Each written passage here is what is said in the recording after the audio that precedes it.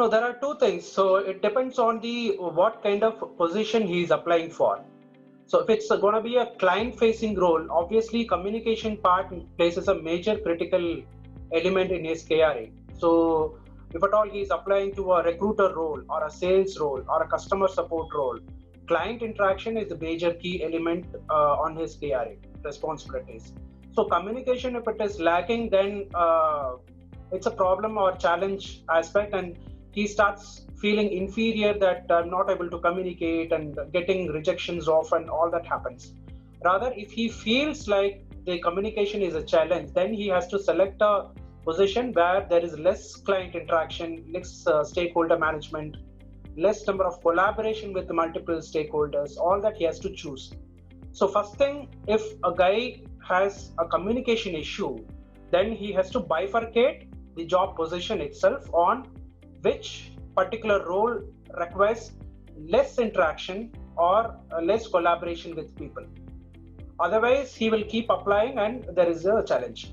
Second thing is, nowadays, upskilling is not a major challenge. Like learning communication, learning English language is not a big deal. As a hiring managers or recruiters, what we are looking at communication is two things. One is proactive communication. Communication in the sense, it is not the English communication where we talk a lot and trying to give a presentation or being more outward. All that is part of it, secondary part of it. But the primary communication, what is expected is proactive communication, where he should come forward and ask questions. The questioning skills is more expected rather than communication, because nowadays everybody, the business environment itself, it's a work from home environment where we do often use mail exchanges and other stuff to interact, right? So there are a lot of challenges in terms of miscommunications, assumptions, all that can happen.